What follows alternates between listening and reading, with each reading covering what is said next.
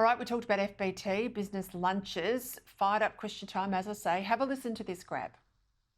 Treasurer, a large company can cater for a lunch with food and alcohol in its boardroom worth thousands of dollars and can claim that cost as a tax deduction. What is the cost of this tax policy to the budget? The numbers that he is asking for are not itemised in the budget. All right, let's bring in Ross Greenwood, our business editor here at Sky. A couple of things here, Ross. First of all, I think the coalition took too long to make that point. That came in at about 40 minutes past 2, so we're almost 20 to 3. Question time starts at 2. And that's the big counterpoint. Already we've got big business, the top end of town, they get a tax break. This is the coalition saying, well, the people who miss out are small business. This has got an economic benefit in small towns and suburbs. Let's give them a fair go. A good point. Took them a while to get there. But then also the discrepancy between the costings. You've got Treasury, this is the Labor costings, saying, well, it sort of could be as much as $10 billion. You've got the coalition saying, no way, it's a fraction of that sort of money. They've been properly costed by a government entity called a Parliamentary Budget Office. So you've got this warring costings and a whole lot of misinformation. And it kind of tells you a little bit about where even the coalition is heading for in this election campaign. And really, quite clearly, they're going to be focused on small business. Bear in mind that the coalition already has probably put some big business offside, threatening to break up supermarkets is one thing that they've had. Talk of other areas where they've been concerned about, airlines in particular. So from that point of view, it's almost as though they've taken a very populist view when it comes to business. At the same time, you've got big business, which was almost at open warfare with the federal government right now over industrial relations policies, over tax policy, over energy policies, where really, in many cases, they're trying to get their message across to the Prime Minister and to the Treasurer that money is leaving the country. Because if they're right now got lower tax rates in America, they've got cheaper energy prices in America, they're going to get a bigger bang for their money in a bigger market in America, which is business friendly. Well, they're likely to invest more of their capital in America than what they are in Australia. So this, group that's going to go of 30 business leaders to the Prime Minister's office to plea for some sort of a Department of Government expenditure, a bit like that Elon Musk is running in America. And you realise now, in many ways, the business community sees the government as being anti-business. But the reality is they're also a bit wary about Peter Dutton and some of the populist views that they've already come out with, which would whack big business as well. And of course, this policy, it's got a lot of support from hospitality and catering, small business associations as well. How do you see it in policy terms, Ross? Well, in policy terms, if you think about it, the fairness of big business gets a break, small business doesn't. It obviously makes some sense to say, well, OK, let's actually go out there and provide some support to them. Second factor is, if you look at the record number of company insolvencies right now, they're very much concentrated around that restaurants and hospitalities area. And so, again, to give them a little bit of a leg up in terms of, well, saying it's one free lunch a year, you can actually, do a little bit of hospitality.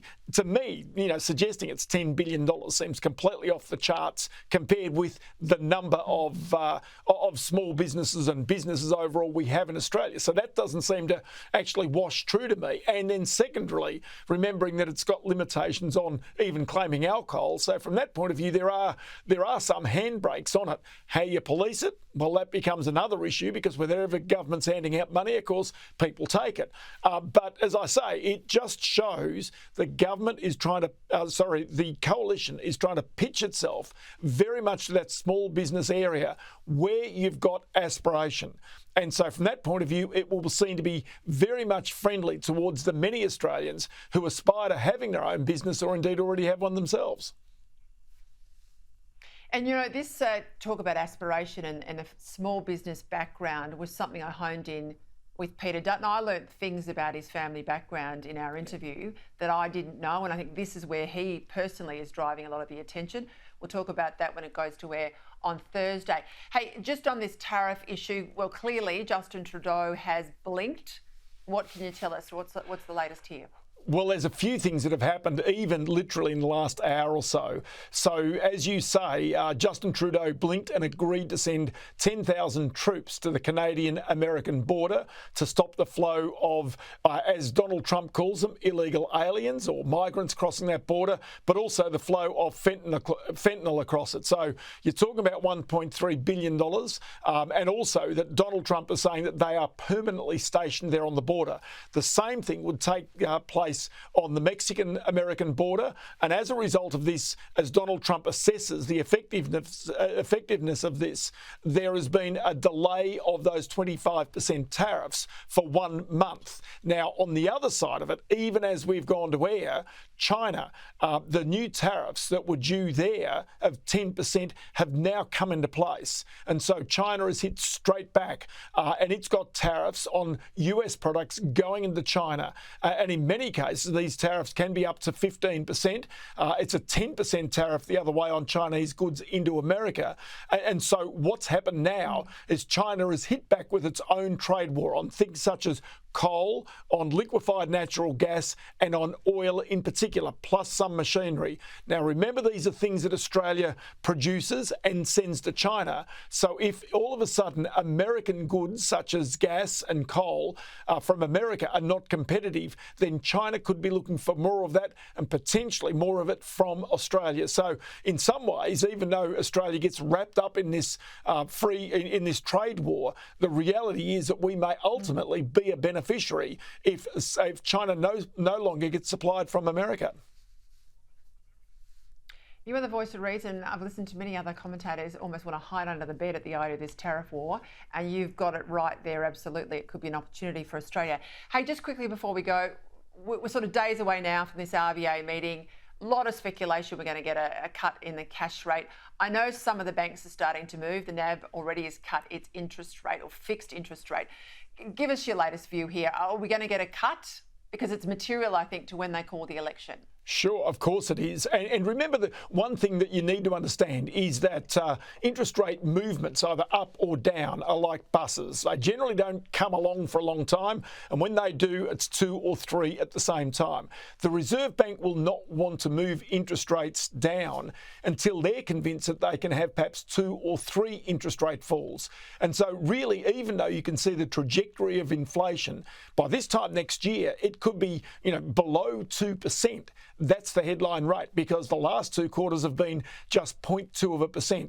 So the markets, for that reason, are pricing in this 80% chance of a rate cut in 2 weeks' time.